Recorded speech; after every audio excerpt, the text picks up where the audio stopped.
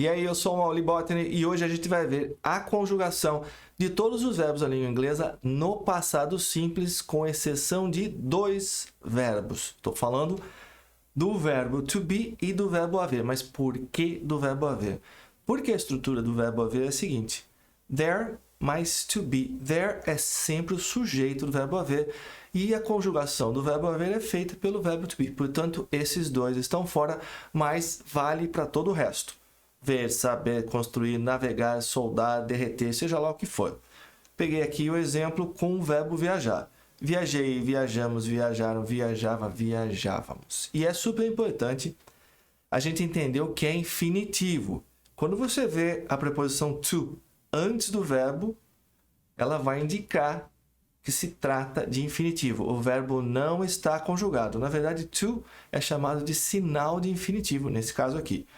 Então, veja, to want, querer, to travel, viajar. Veja o exemplo. Eu queria viajar. Queria está conjugado no passado. Viajar não está conjugado. Então, como é que eu faço o passado do verbo to want? Como é um verbo regular, basta acrescentar ed. Veja, wanted. Ou na pronúncia do inglês americano, wanted. Então, eu queria, I wanted. Para você saber as diferenças entre verbos regulares e irregulares, eu tenho um vídeo para isso, é só procurar na descrição, tá? Então, eu queria, I wanted, viajar não está conjugado, está no infinitivo, to travel. I wanted to travel. Legal? Agora a gente vai ver a conjugação com todos os pronomes sujeito, só que nós vamos mudar de verbo para não ficar monótono. Eu escolhi o verbo morar, to live.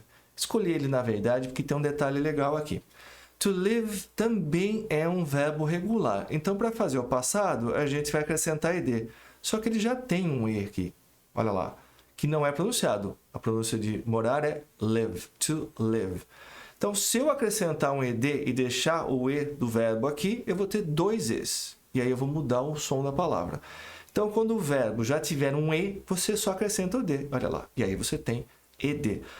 E é super simples.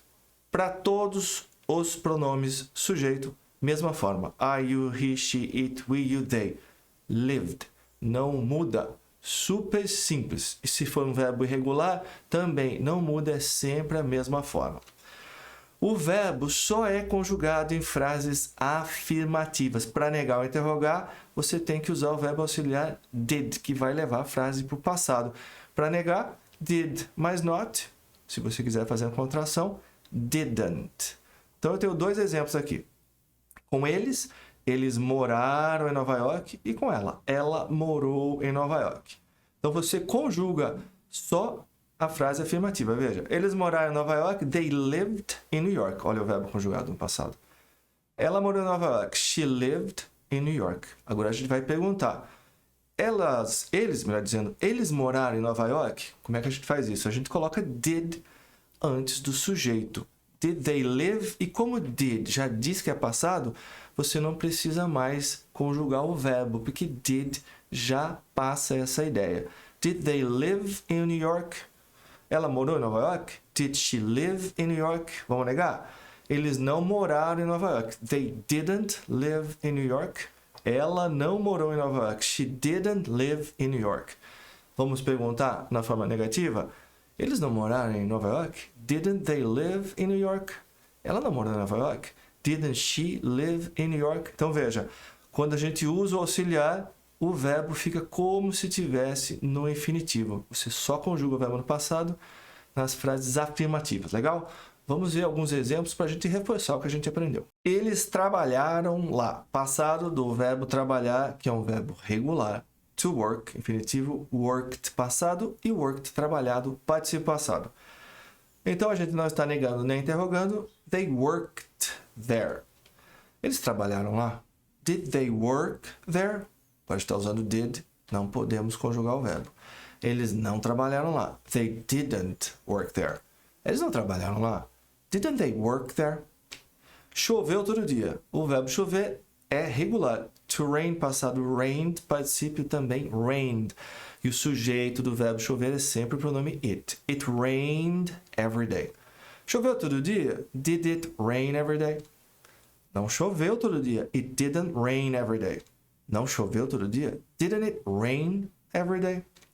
Ela não sabia disso. O verbo saber é irregular. To know, passado no, particípio known. Não posso usar no porque eu estou usando didn't. Portanto, she didn't know that. Custou $200.